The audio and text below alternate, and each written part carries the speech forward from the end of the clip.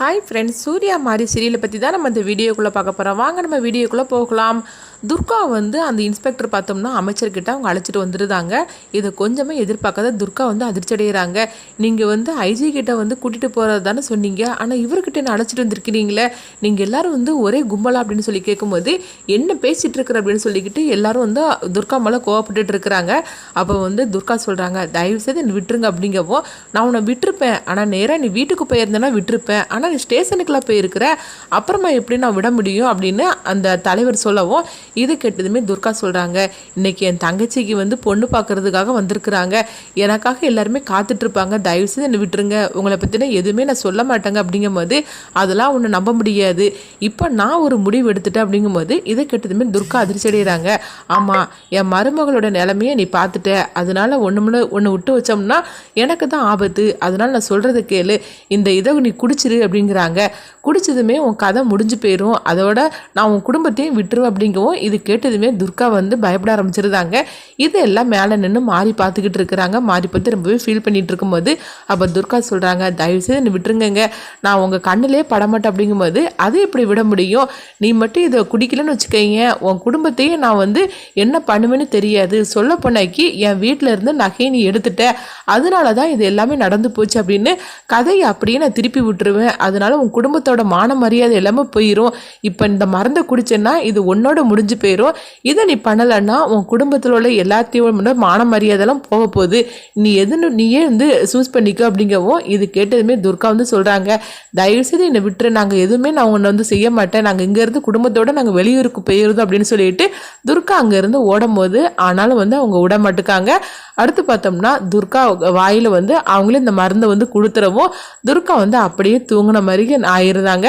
இதை பார்த்துட்டு மாறிக்கிட்ட அவங்க சித்திரகுப்தனும் யமதர்மராஜாவும் சொல்கிறாங்க, உன்னோட நேரம் வந்துருச்சு, நீ துர்கா உடம்புல போகக்கூடிய நேரம் வந்துருச்சு. அப்படிங்கவும் உடனே மாறி சொல்கிறாங்க, என்ன இருந்தாலும் துர்காவுக்கு இந்த மாதிரிக்கு ஒரு நிலமை வந்துடக்கூடாது, அப்படிங்கும்போது இதுதான் விதி அப்படின்னு அவங்க சொல்லவும் சரிவா நம்ம போகணும் அப்படிங்கிறாங்க. அடுத்து பார்த்தோம்னா அந்த இன்ஸ்பெக்டர் கேட்குறாங்க, இப்போ என்ன பண்ணுறதுக்கு. அப்படிங்கும்போது இப்போ நான் சொல்கிற மாதிரிக்கு நீ செய்ய அப்படின்னு சொல்லவும் என்னையா செய்யணும் அப்படிங்கிறாங்க.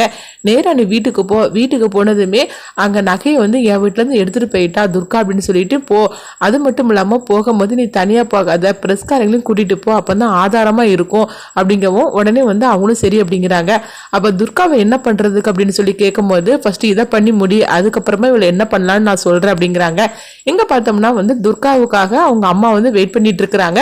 அப்போ மாப்பிள்ளோட்டுக்காரங்க சொல்கிறாங்க, உங்கள் பெரிய பொண்ணு எப்போனாலும் வரட்டுங்க, ஆனால் நாங்கள் பார்க்க வேண்டிய உங்கள் பொண்ணை காட்டுங்க, மாப்பிள்ளை தான் எவ்வளோ நேரம் வெயிட் பண்ணிட்டு இருப்பாரு அப்படின்னு சொல்லவும் உடனே துர்காவோட அம்மா அக்காவை கூட்டிகிட்டு வா அப்படின்னு ரெண்டு பொண்ணுக்கிட்டே சொல்லும் போது உடனே மற்ற ரெண்டு பொண்ணுங்களும் அவங்க பொண்ணு பார்க்க வந்திருக்காங்களா அந்த பொண்ணை கூட்டிகிட்டு வராங்க. அப்போ அவங்க எல்லாருமே பார்த்து சொல்கிறாங்க, எங்களுக்கு பொண்ணை ரொம்ப பிடிச்சிருக்கு, அதுவும் இல்லாமல் மாப்பிள்ளைக்கு பொண்ணை ரொம்பவே பிடிச்சிருக்குது, நம்ம ஆக வேண்டிய விஷயத்த நம்ம பேசலாம் அப்படின்னு சொல்லிட்டு எல்லாருமே ரொம்ப சந்தோஷத்தோடு இருந்துட்டு இருக்கும்போது பார்த்தோம்னா அந்த போலீஸ்காரர் வராங்க. வந்ததுமே நீங்கள் எதுக்கு வந்திருக்கிறீங்க அப்படின்னு சொல்லிக்கிட்டு எல்லாரும் கேட்கும் போது உடனே துர்காவோட அம்மா சொல்கிறாங்க, இவர் வேற யாரும் கிடையாது, இங்கே தான் இந்த ஸ்டேஷனில் தான் துர்காவும் வேலை பார்க்குறா அப்படின்னு சொல்லவும் அப்படியா அப்படின்னு சொல்லி கேட்கும்போது எங்கள் துர்காவை காணலை, துர்கா வந்திருக்காளா அப்படின்னு சொல்லி கேட்கும்போது உங்கள் துர்காவோட கதை முடிச்சு போச்சு அப்படிங்கிறாங்க. இதை கொஞ்சமே எதிர்பார்க்காத அவங்க அம்மாவும் மற்ற எல்லாருமே அதிர்ச்சி அடைகிறாங்க. அப்போ துர்காவோட தங்கச்சிங்க இது என்னது புது கதையாக இருக்குது அப்படின்னு சொல்லிக்கிட்டு அவங்களும் அதிர்ச்சி அடையும் போது ஆமாம் துர்கா நகையை எடுத்துகிட்டு வந்துட்டா அப்படிங்கிறாங்க. இது கேட்டதுமே துர்காவோட தங்கச்சிங்க பார்த்தோம்னா நகையை எடுத்துகிட்டு வந்திருக்காளா, இது என்னது புது கதையாக இருக்குது அப்படின்னு சொல்லிக்கிட்டு பார்த்தோம்னா அவங்க ரூமில் போய் தேடி பார்க்குறாங்க. பார்க்கும்போது பீரோவில் நகை இருக்குது.